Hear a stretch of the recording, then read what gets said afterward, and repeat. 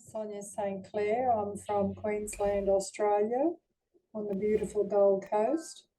And I'm a retired clinical hypnotherapist, although I've done a few things in my life. But what I want to talk about is my NDE when I was 14 years old. I was walking from the orphanage where I was living with my twin sister.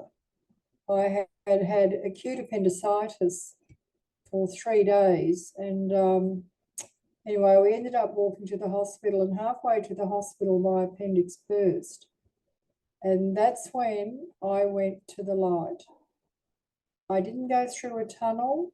It was just all pure white, nothing like the white on earth. It was just absolutely stunning.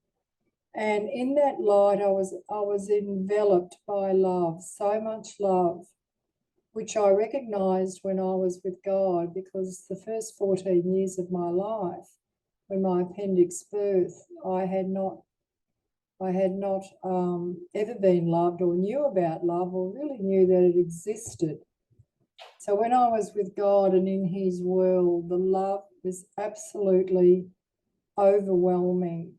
And when I went up to the light, I did not have any memory of my life on earth, absolutely none. All I knew was I was home and I had never left. That's how it felt. And God spoke to me telepathically. And even though our conversation was telepathically, he sort of knew the conversation in advance, really, without even doing it telepathically. You just sort of knew. You had this great awareness of what was going to be said and what everything was. And what I learned was how much he loves us. He loves us so, so very much. And one person that I came across once recently said to me, "You don't know how much today I needed to hear that." And I felt that he was on the brink of taking his own life. Because some of us, we're not loved, never been loved, and really don't know what that feels like. But when I went up to the light and had my NDE, love is so beautiful when you know what it means. And there is nothing on this earth that suggests to me what love really means, because we don't have the capacity to love one another the way God does. But what I can say is this: love wins everything. Love will always win out. And if every one of us loved one another, be kind to one another, and help one another, and be grateful for everything that we have, you would not need any wars, you would not need prisons, hospitals, military, you wouldn't need anything. And it's all the traumas of today's world and technology, which is a great thing, but it also has its downfalls. And today the world seems to be me, and there's a lack of love existing in the world today, which I really notice, having had my NDE at 14. And now that I'm older, I'm 72 now, and I really reflect on it every day. A lot of times of the day, I really reflect on it more and more to bring myself into that space of how love really feels, because I'm not feeling it on this earth at all, and that is such a shame. But if I can let people know, even when your life sucks, and I know what that's like. The first 14 years of my life, I had been in 5 different orphanages from the age of 3 months old. And there was a lot of abuse. I won't go into detail, but there was a lot of abuse, physical, emotional neglect, medical neglect, hence why my appendix burst. No one wanted to take me to the hospital or call a doctor. And I had been beaten till I was unconscious when I was 8.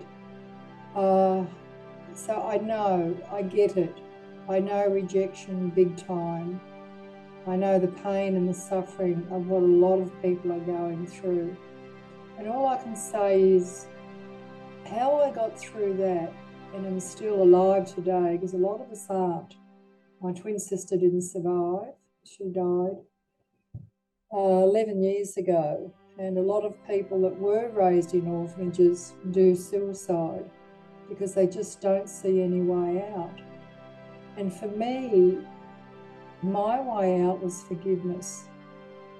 And I forgave everyone, including my mother, whom I knew over the time. I saw her a few times during my childhood. I absolutely forgave everyone and released them with love. And that doesn't mean you have to have them in your life. You don't have to have them over for dinner, but just let them go and release the animosity and the hatred and the anger. Because when we forgive, we draw on our strength. Because when we don't forgive, it's so tiring. It's so much fatigue and worry and anxiety and reliving it over and over and over. And that just keeps us in our weaknesses. And that's what the past does when we live in the past.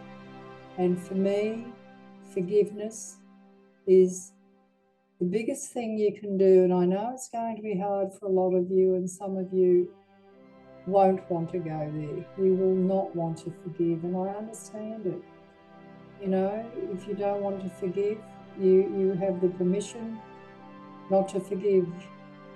But if you can, even with just starting at one person, when you forgive, you release everything from yourself. It helps you to have a happier, better life.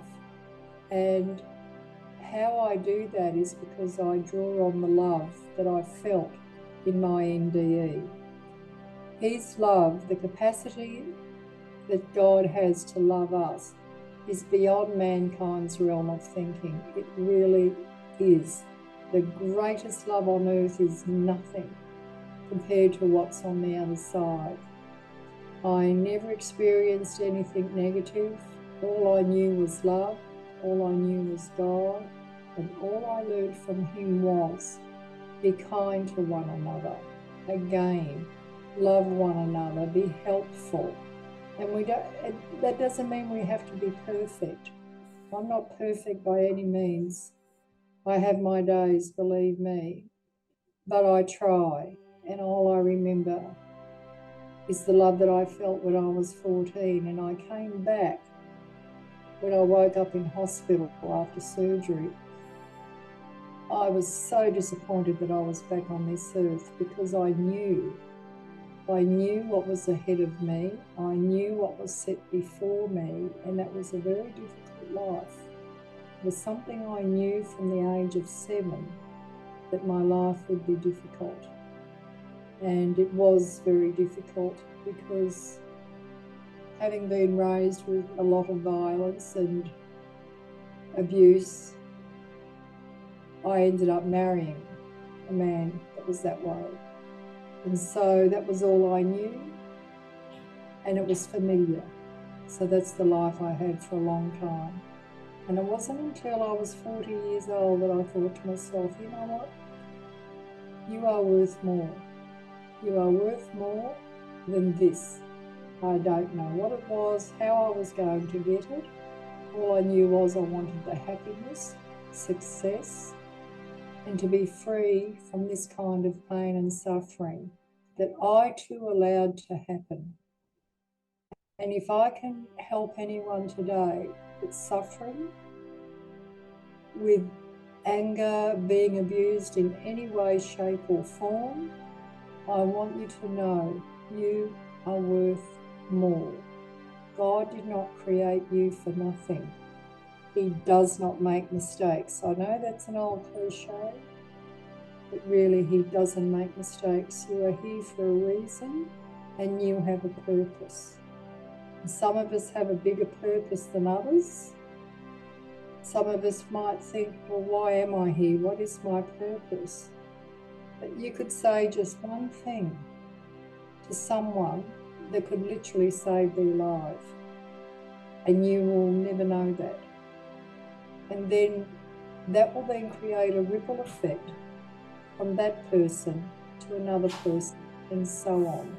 So you may not even know why you're here or understand why you're here, but know you have a purpose, you are important, and you are special. Well, that is what I want you to know. To me, it was having a conversation one-on-one, but I'm sure God can handle many conversations. When you're with God, you just feel like it's all about you. He makes you feel so special. But no, I didn't see a form like Jesus. He was the light. He was the energy. To me, that's what I saw and felt. It was like it was a big dome, and I was under that dome, and he was the dome of light. Was what it was like, and it was just energy. But when you're in that light and God's light, you know it's God. You know it's God, and you can feel it's God. You know it's Him because He is pure love. And when you're with Him, you just know you are special. You are perfect, and so you feel it. I know some people see forms, but I never did. But I knew it was Him. Yes. When my appendix burst, there was no pain.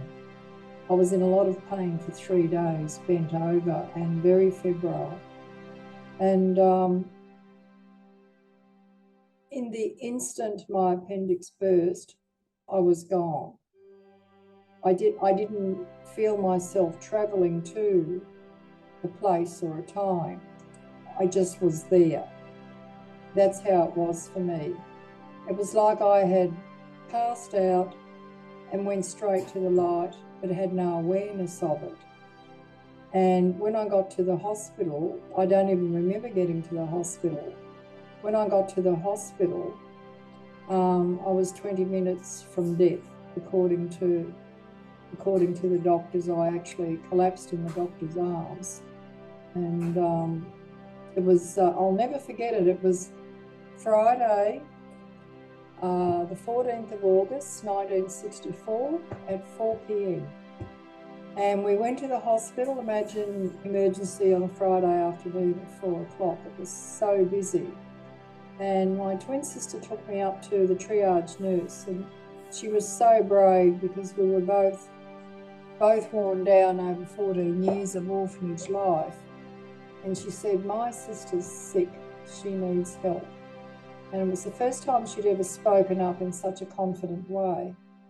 And the nurse took one look at me and picked the phone up, and the next minute the doctor was calling my name, and I passed out in his arms.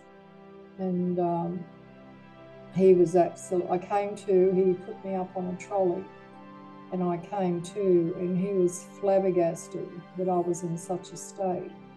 But getting from halfway from the hospital to that stage, I don't remember, because I was with the light. I was up with pure love. So there's no memory of that. But all I knew was I didn't, when I woke up and found I was back, I was so disappointed and so upset. There's no way I wanted to come back at all. Certainly not to my life. Well, at 14, there was no internet or mobile phones or anything like that. I didn't do any research whatsoever until much, much later in life, because I was busy having a very difficult life, and it wasn't something I spoke about. I didn't tell the doctors what I saw. I didn't tell anyone. I actually didn't tell anyone about my NDE for decades, because I don't know why. I don't know why I didn't. It wasn't said, it wasn't the done thing. I grew up with children should be seen and not heard.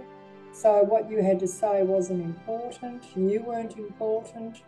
So I didn't really tell anyone about what I saw and how I felt. And it wasn't until probably 20 years ago that I started looking at NDEs online and joining a group online regarding NDEs. But I didn't need to research to prove what I had been through was normal. I believed it anyway because it happened to me, and that kind of love, you just don't find it anywhere else. So I didn't need to second guess it or to find out, is this real and about others having it, because I just believed it. Because to me, it was the most truest thing that had ever happened to me in my life. The most beautiful thing, the most truest thing. So I didn't need to research anything, but it's interesting now, belonging to a group that I do online, that a lot of other people have had the same things, and a lot of them say the same things about the love on the other side and how beautiful it is, and how a lot of them don't even go to church anymore once they've had an NDE because, it just doesn't marry up at all to what happens when you pass over. It just does not marry up to what people, believe and say. I wrote my life story regarding being raised in orphanages and then going on to forgive. And my life story is an ebook on Amazon. It's called The Girl in the Locker. And I named it that because when I was in the orphanage, I used to hide in my locker to escape the violence that was happening. And so that's The Girl in the Locker on Amazon. It's an ebook. And also I wrote a follow-up book to my life since the passing of my twin sister. And it's called The Power of God and His Divine Messages. And that's also an ebook on Amazon as well.